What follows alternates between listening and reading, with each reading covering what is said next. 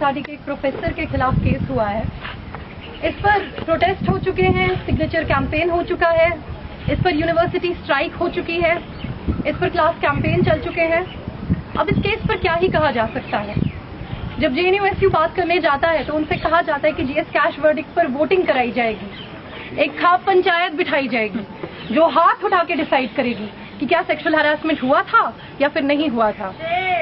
ऐसे GS cash के verdict को अंडरमाइन किया जाता है। GS कैश जो एक बहुत डेमोक्रेटिक बॉडी है, जिसमें स्टूडेंट्स का रिप्रेजेंटेशन है, कर्मचारियों का रिप्रेजेंटेशन है, टीचर्स का रिप्रेजेंटेशन है, इस बॉडी को, इसके वर्डिक्ट को अंडरमाइन किया जाता है ये कहकर के हम इस पर कमेटी बिठाएंगे। जैसा कि स्टूडेंट कम्युनिटी ने बार बार कहा है, हम ऐसी किसी भी वोट को या किसी भी ऐसी कमेटी को जो GS कैश के वर्डिक्ट को अंडरमाइन करता हो, रिजेक्ट करते हैं। हम ऐसे किसी भी मेजर को हम होते हुए नहीं देख सकते हैं और हम इसको रेजिस्ट करेंगे। इन केसेस पर क्या ही कहा जा सकता है। 16 दिसंबर की जब घटना हुई थी उसमें बहुत सारे लोगों ने ये कहा कि ये तो ड्राइवर हैं, अनपढ़ लोग हैं, इन्हें पता नहीं होता, ये लोग सेक्सुअल हैरेसमेंट करते हैं, ये लोग कहीं और से आते हैं, एक कल्चरल डिफरेंस होता है, यहाँ पे लड़कियों को अलग तरह के कपड़े पहनकर देखते हैं तो इनमें अलग अलग तरह की भावना जगती है। ऐसी बातें कही गई। अब अगर इस बात को मान भी लिया जाए तो JNU के अंदर जो एक टॉप के प्रोफेसर हैं, जो डीन की पोजीशन पर बैठने के लायक हैं, जो CSRD के इतने बड़े प्रोफेसर हैं, इतने फेमस प्रोफेसर हैं, जिनके पक्ष में लोग ये तो कह रहे हैं कि सेक्सुअल हैरेसमेंट गलत है, लेकिन उनके एकेडमिक क्रेडेंशियल्स के साथ लोग खड़े हुए हैं। लोग कहते हैं कि नहीं, ये बहुत अच्छे प्रोफेसर है, लेकिन सेक्सुअल हैरेसमेंट का चार्ज है इनके खिलाफ, ये बहुत दुख की बात है। ऐसे लोग जिनके एकेडमिक क्रेडेंशियल्स पे कोई सवाल नहीं है, जिनकी समझदारी पे कोई सवाल नहीं है, जिनके एक्सपोजर पर कोई सवाल नहीं है, कि ऐसा नहीं है वो पहले किसी गांव में थे जहां से वो उठ के आए, उन्होंने पहले लड़की को स्कर्ट में नहीं देखा होगा, उन्होंने पहले लड़की को पढ़ते हुए नहीं देखा होगा, ऐसा कोई इशू नहीं है। इनकी सेंसिटाइजेशन कौन करेगा?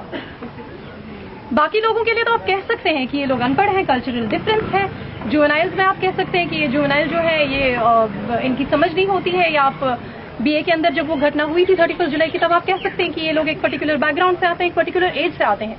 लेकिन इन लोगों को किसी एजुकेशन की, किसी एडवोकेसी की, किसी सेंसिटाइजेशन की जरूरत है क्या? इतने बड़े प्रोफेसर्स की, क्या जो ये सारी लॉबी बन गई है EC की, VC की, क्या इन लोगों को ये नहीं पता कि जेंडर जस्टिस कैसे इंश्योर की जाती है? जेंडर जस्टिस आप कैसे इंश्योर करते हैं? JNU के अंदर जो हम देख रहे हैं, GS कैश अपना वर्डिक्ट देता है और उसके बाद ये देखा जाता है कि वो जो वर्डिक्ट है वो किस व्यक्ति के खिलाफ है। क्या वो कोई पावरफुल व्यक्ति है या वो कोई साधारण व्यक्ति है?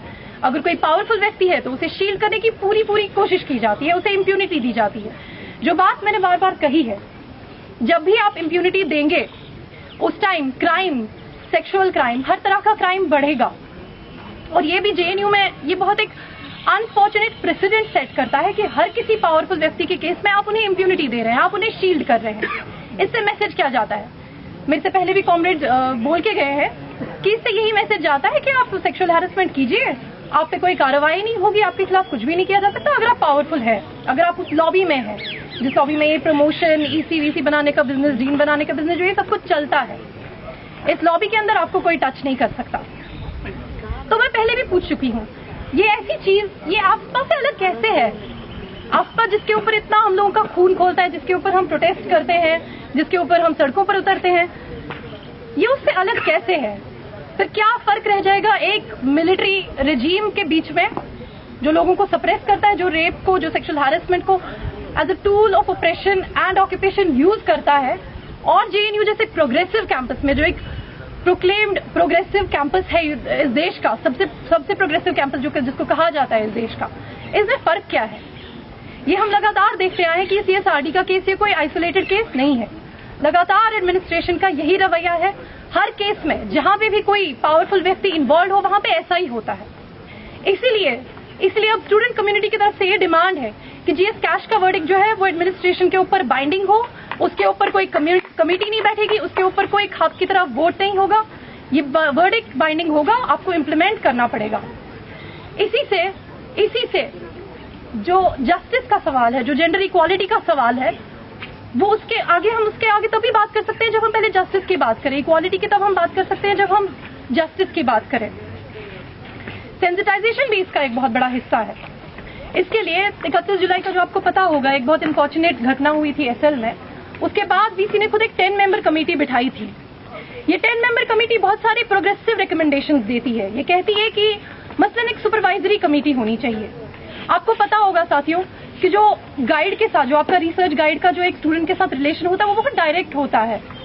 तो आप जिस टाइम पे अपने गाइड के खिलाफ केस कर देते हैं सेक्सुअल हैरेसमेंट का, वो रिलेशन उसके आगे कंटिन्यू नहीं हो सकता है। ये कोई इस बात को और ज्यादा एम्फसाइज करने की जरूरत ही नहीं है, हम सब समझते हैं कि वो रिलेशन उसके बाद कंटिन्यू नहीं कर सकता है। आपको उसी टाइम एक नया गाइड अपॉइंट करना चाहिए।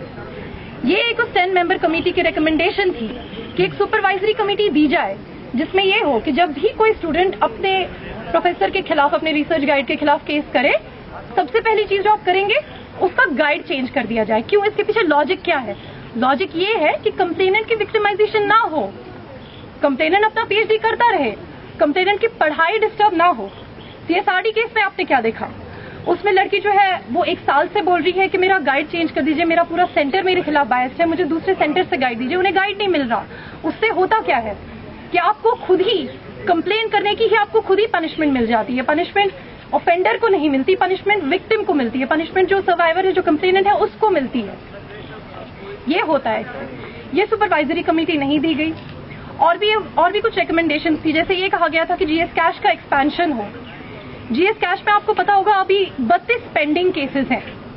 ये 32 पेंडिंग केसेस हैंडल कौन करते हैं? एक 15 मेंबर की बॉडी, जिसमें टीचर्स भी हैं, कर्मचारी, एडमिनिस्ट्रेशन, स्टूडेंट सब हैं। लेकिन उसका सबसे एक्टिव पार्ट स्टूडेंट्स हैं। स्टूडेंट्स पे उसके काम का सबसे ज्यादा बर्डन आता है।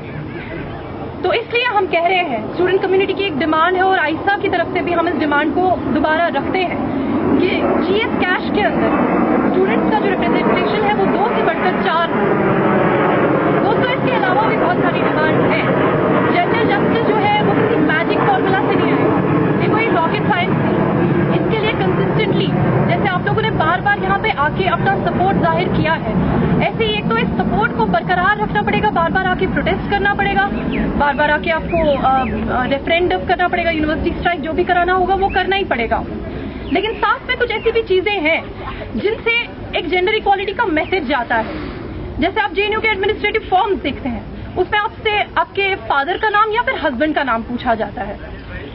ये नहीं होना चाहिए। ये हम कहते हैं कि जेंडर न्यूट्रलिटी जो है ये फॉर्म्स में भी आनी चाहिए।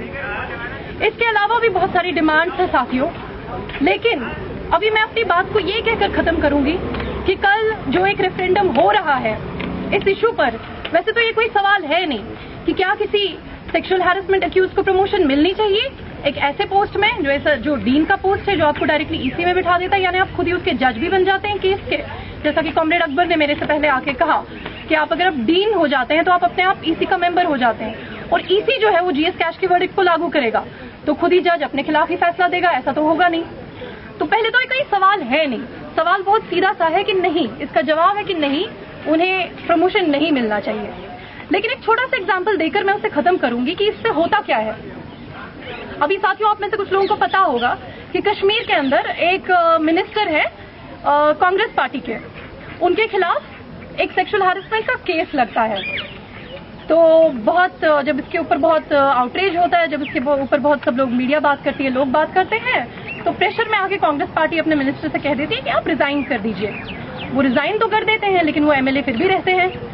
और इसके चलते होता क्या है, जो ये पूरी इन्वेस्टिगेशन है, पूरी इन्वेस्टिगेशन को जेपरडाइज किया जाता है। कैसे? जो इन्वेस्टिगेटिंग ऑफिसर है, सबसे पहले उसको उठा के ट्रांसफर किया जाता है। ऐसी चीजें होती हैं। ये एक बहुत छोटा सा एग्जाम्पल है। ये वैसे तो मुझे नहीं लगता कि जेएनयू कम्युनिटी में किसी को बताने की जरूरत पड़नी चाहिए, लेकिन अब जैसे इतने कॉमन सेंसिकल क्वेश्चंस पर भी हमें रेफरेंडम करवाने की जरूरत पड़ती है, हमें प्रोटेस्ट करने की जरूरत पड़ती है कि सेक्सुअल हैरेसमेंट को आप सजा दीजिए। ये बात बहुत अनफॉर्चुनेट है, और इसलिए आप सब लोगों का सपोर्ट मांगते हुए कल के रेफरेंडम में आप हिस्सा लीजिए और उसे सक्सेसफुल बनाइए और उसमें स्टूडेंट्स के पक्ष पे वोट कीजिए। मेरा आपसे यहाँ पे यही कहना है। लेकिन जेंडर जस्टिस की जो लड़ाई है यहाँ पे ना ही खत्म होती है ना ही शुरू होती है। जेंडर जस्टिस की लड़ाई एक कंटिन्यूड लड़ाई है जिसमें हमेशा हम लोग साथ में रहे हैं और साथ में चल के इसे लड़ना है। इतना ही।